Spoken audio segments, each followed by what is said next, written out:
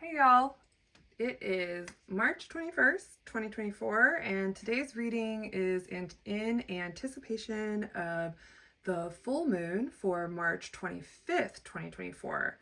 I decided to do this with ample time for reflection for people who maybe do a full moon ritual or have full moon events and they want to think about the energy and the messages of the reading for this lunar cycle.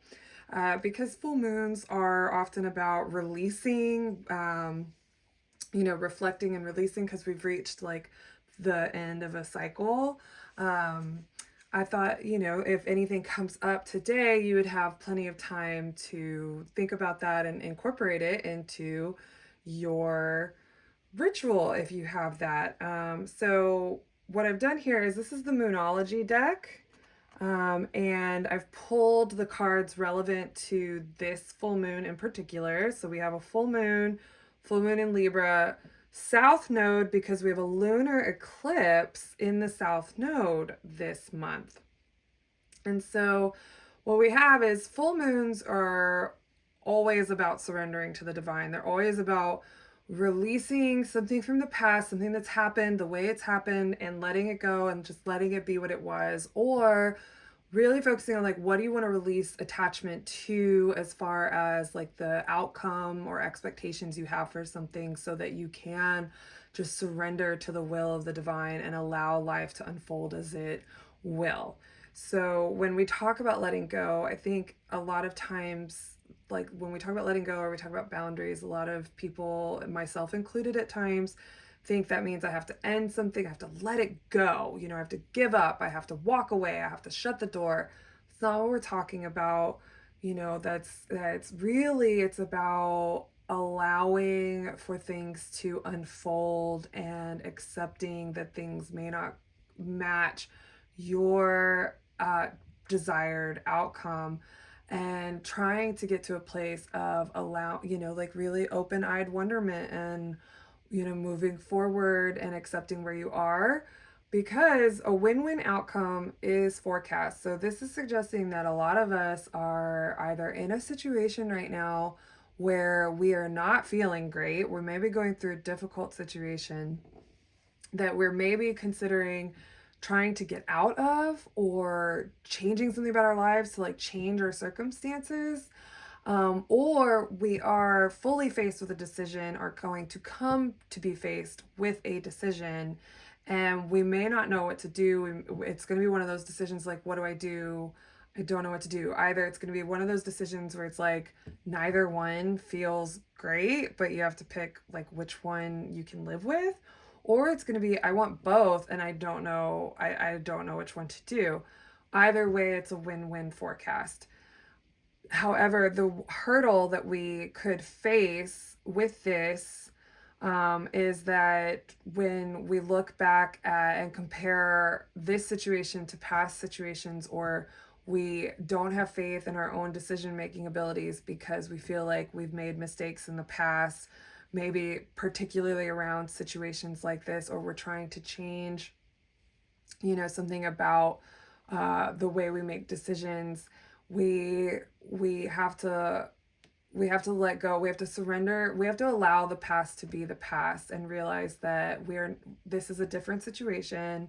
And if we continue to allow the past to dictate how we make decisions, that is the one thing that maybe could keep us just stuck and not allow us to move forward in this situation, because the situation that we've been waiting to finally really like move past and get over and move out of and conclude, it is within reach.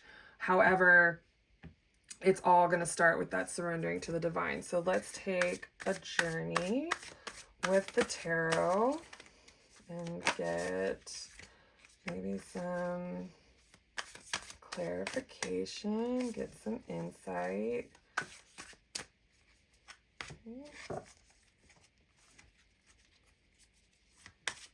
See what the tarot has to tell us about surrendering these conclusions, and our past Always dealing with the past, huh?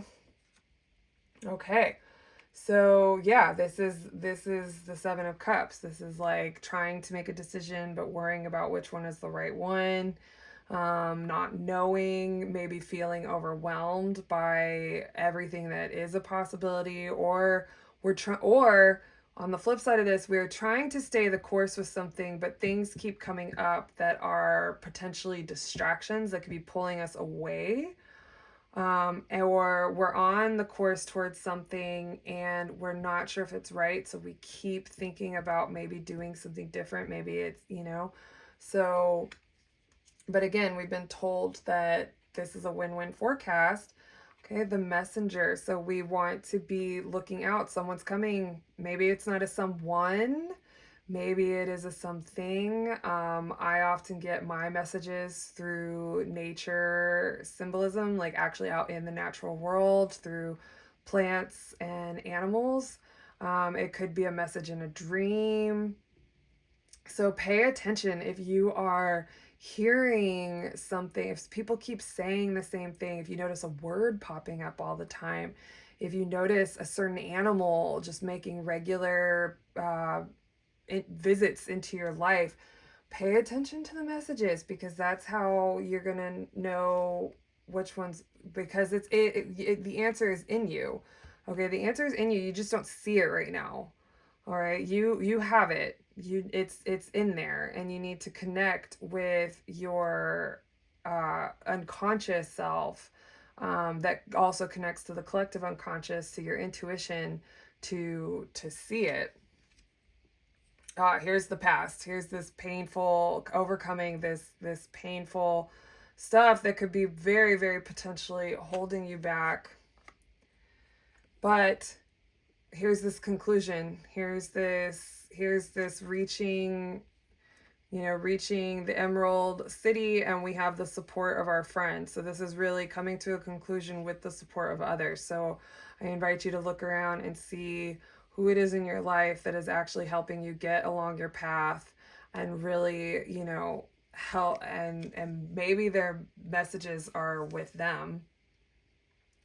You're going to face something, and you will know, basically. I mean, that's very clear. Like the answer is coming. The answer is coming, but it might come through a difficult trial. It might come after something that just really gives you, I'm sure you've had that wake up call moment where like something happens in your life and you just wake up and you realize, oh, and you just see things differently. So you're going to have a call to action, basically, call to adventure, and it's going to come from these messages that are connected to your subconscious, as long as you can, the thing about connecting with our unconscious or subconscious is oftentimes what's buried in there are the past hurts and pains that we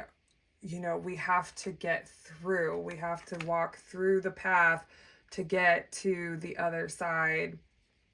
We have to slay the dragon. And actually, I always advise people to befriend the dragon. Don't look at it as like slaying the dragon. Try to be compassionate to the dragon. So somewhere our past is hindering us and keeping us in this situation right now. It's making it hard for us to see which way to go. But we're gonna know. We're about to know. So that's the good thing. This lunar cycle is bringing us the answers. They're just gonna come in a very intuitive way, and it's really, really gonna take a lot of faith and trust that whichever you choose, even if it doesn't feel great at the beginning, is the right way. This is leading to a major transformation, and I want to point out that there is a lot of cosmic stuff at play here right now. There is so much out of your control that unfortunately, a lot of this is kind of wait and see and trust, and take action. These two are take action when you have the call. When you have the call to take the action. Okay. This is again like really leaning on the support of like-minded people, people who can help you get through this. This is another card of upheaval. So we're also all destined. So a lot of this is going to come out of upheaval, and we're going to end the tarot there. Yeah, there's going to be a big period of upheaval. That the message is going to be in that. The call to adventure, the message is going to be in that. And it's going to really require, it's going to bring out some old things that we need to get over, we need to get in touch with, we need to address, and then when it is time to take the action, just go ahead and take the action and have the faith that we are on the right path no matter what. So let's pick a symbol. Okay, well, karmic path, I think that's pretty self-explanatory right there, but if it's not. So karmic path is the things that have been determined for us by the higher power that, are outside of our control. So this lunar cycle is all about allowing for whatever difficult situation we are going through or decisions we need to make to again have that faith and that trust that there really is no one right way. We are on our karmic path and we just have to keep going. We have to find the support in our people who are helping us, stay on track and get to the Emerald City. And when we get to the Emerald City, we're going to transform into a beautiful butterfly. Okay, we're setting healthy boundaries. And this is really with ourselves, I think. We are setting healthy boundaries with ourselves to not give up, to trust ourselves.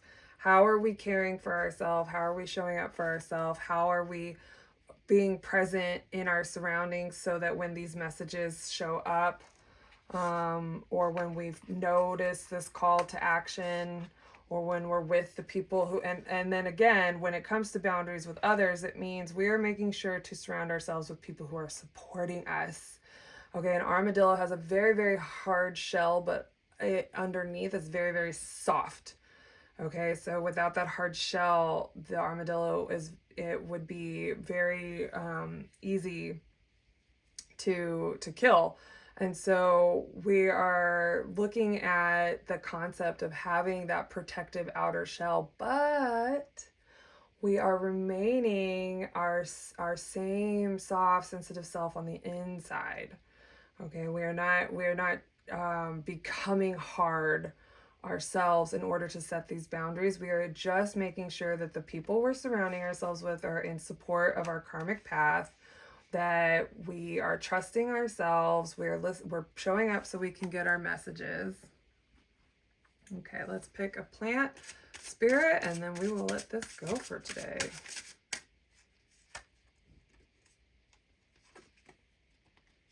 Okay, verbena. Ooh, okay, so we have an eel and we have what looks like a hawk. And I will be honest, this deck is one that I am not super familiar with. And so I still look up what the author, Fez Inkwright, has to say on these, but I find that, oh my goodness, what she usually has to say is like freakishly in tune. So verbena is a plant of attraction known for its ability to compel docility in animals and kindness in people. This card is a sign that you're in the perfect position to build some new and positive relationships. Aha! So we have these new and positive relationships right here that are helping us get to these conclusions. It's time to win over some new friends and widen your network, but don't be insincere about it. Just be yourself, and determination and passion will shine through. Now, the very cool thing about this deck is that was from the Dawn guidebook, which I actually wish I had read from the Dusk guidebook, but we'll do that now. So you get 2 bits of insight with her book. Okay, so here we go. Verbena. So verbena is a historic plant of reconciliation and was carried by Roman and Persian ambassadors during peace talks. Not only did it represent compromise, but also defiance of one's enemies. Just because you're patching over a rocky situation doesn't mean that you have to give up your agency in order to achieve an agreement. Stand your ground and make sure that you're heard too. Okay, so whether that's like literally with another person or a conflict situation, that can also just be with yourself. And like if you have, say you're on a path, you and it's not turning out the way that you anticipated, or things aren't going quick enough, or the rewards aren't there yet. This is very much like stay the course. Stay the course. You're on the right path. Okay. But either way, if you do choose to make a change, again, win-win forecast. So this is really a testament to trusting your own intuition and surrendering to the divine. That is really probably the biggest message of and what's going to come in this lunar cycle. So I want to thank everybody if you stayed with me all this time. Thank you so much. Please like, share, subscribe. That really goes a long way to help support me. And if you're interested in learning more about tarot symbolism, I invite you to join my Patreon, where I have exclusive videos that really dives deep into the history and lineage of the symbolism in the iconic tarot deck and how it's trickling down into tarot decks of today. So otherwise, check out bbsoto.com for my blog, where I will be reading tarot and all of the other many hats that I wear. Thank you so much.